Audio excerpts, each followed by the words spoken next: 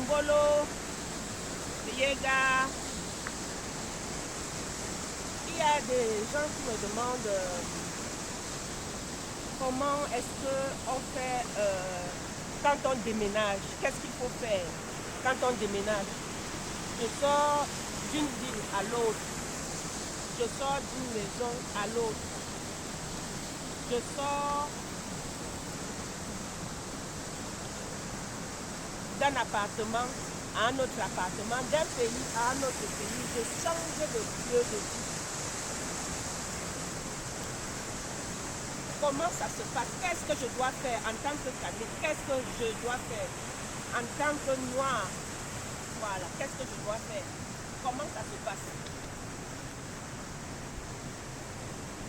Lorsque tu déménages, lorsque tu sors d'une maison pour une nouvelle, il faut d'abord dire au revoir à sa maison, à ton ancienne maison. Il faut lui dire merci de m'avoir gardé pendant autant d'années. Tu dis merci à cette maison, aux chambres, à toutes les pièces. Merci de m'avoir gardé, protégé dans cette maison. Tu dis merci à la ville qui t'a accueilli. Tu dis merci au quartier qui t'a reçu, qui t'a protégé pendant toutes ces années où tu as vécu. Tu dis merci avant de partir. Tu dis merci, maître des lieux, de m'avoir protégé pendant ces moments. Tu dis merci.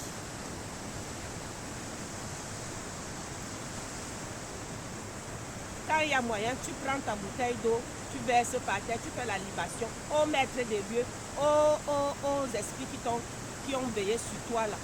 Si tu as prospéré, merci pour la prospérité que j'ai eue. Si tu as même eu les problèmes, merci pour tout ça parce que les problèmes nous grandissent.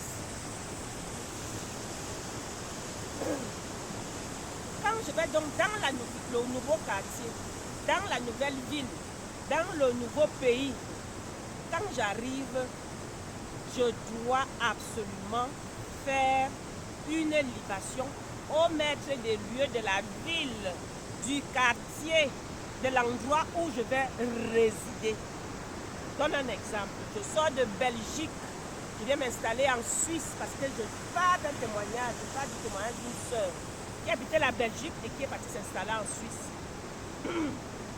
Qu'est-ce qui se passe? Quand elle arrive, je lui dis, est-ce que tu as vu le maître des lieux de là où tu vas habiter? Elle me dit oui. La ville s'appelle, elle me donne le nom de la ville. Je dis, ah, ça veut dire que le nom là, comme c'est un saint, c'est le monsieur là, je donne un exemple comme ça, Thomas, c'est le maître des lieux de cette ville-là. Donc, tu dois donner à boire. Quand tu arrives là, elle me dit, d'accord, là. Elle arrive en Suisse, elle parle, puisqu'elle aussi est très avancée spirituellement, elle fait sa libation, elle s'installe, et puis, elle dépose ses dossiers, elle est infirmière, hein?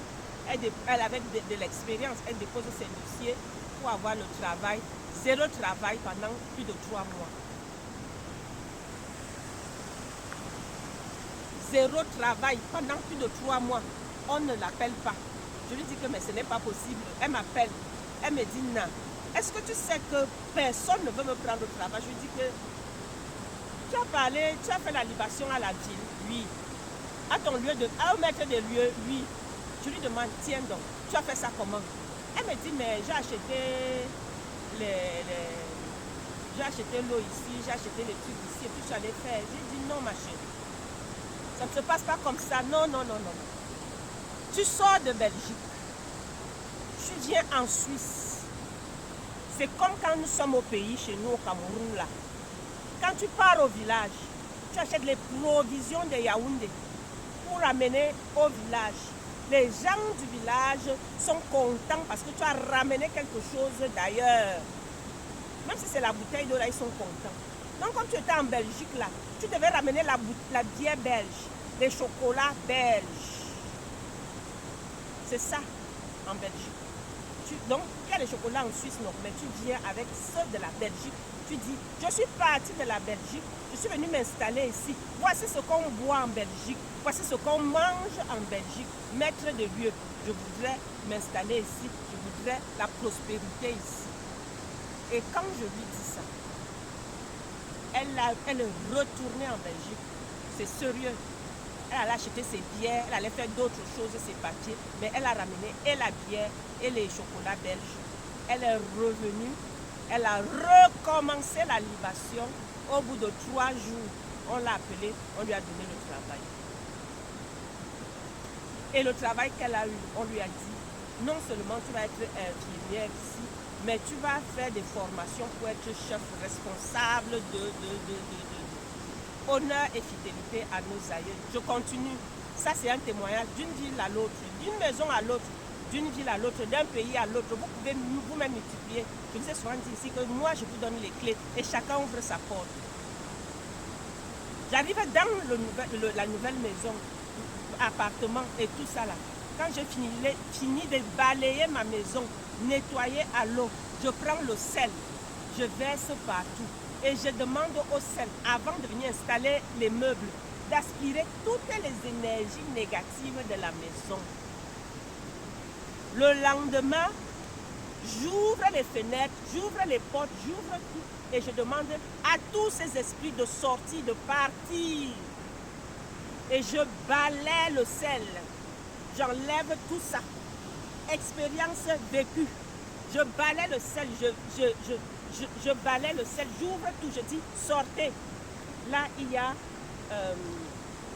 la symbolique. Quand tu ouvres les portes, les esprits entendent. Ils ont les oreilles, ils entendent. Ils vont sortir, ils vont se mettre dehors. Et puis je prends l'huile rouge, Mbouane-Melen, comme on appelle chez moi, Mbouane-Mou. Je mets ça dans les coins de la maison. C'est-à-dire que par terre, moi je mets ça par terre. Parce que comme c'est salissant, ça risque de laisser des traces sur le mur.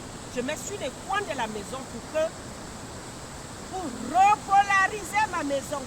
C'est-à-dire quoi? Je suis me dois.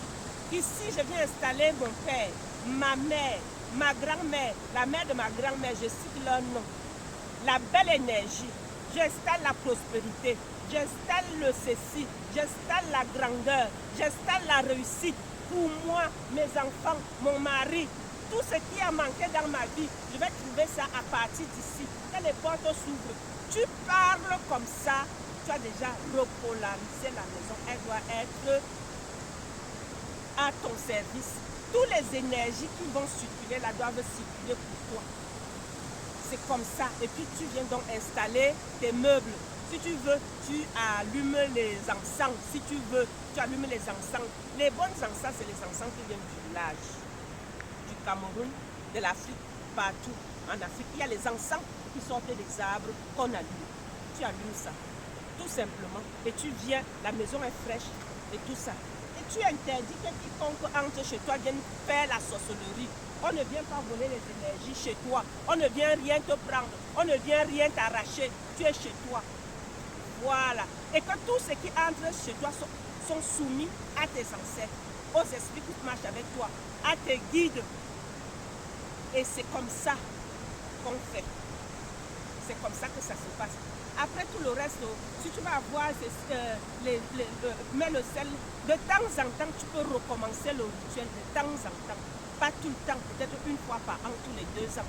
Si tu sens qu'il y a quelque chose qui ne fonctionne pas dans la maison, tu recommences ton rituel, tout simplement. Oh, il faut mettre le citron accroché là-bas. Oh. Moi, je ne fais pas tout ça. Quand il fait, j'oublie même. Et puis, on dit que mais il faut mettre le citron, je fais un peu pour faire plaisir à la personne. Mais je sais, et je vous ai dit que nos forces viennent de notre arbre généalogique. Nos forces, notre protection vient de notre arbre généalogique et des esprits qui marchent avec toi, de tes bonnes œuvres, de la façon dont tu vis avec les autres. Ça te grandit, ça te rend fort et puissant. Voilà. Voilà, pendant que je suis dans les Alpes ici, j'ai fait quelques petites vidéos pour partager mes petites expériences avec vous. Au thème, beauté, bolo, masculin.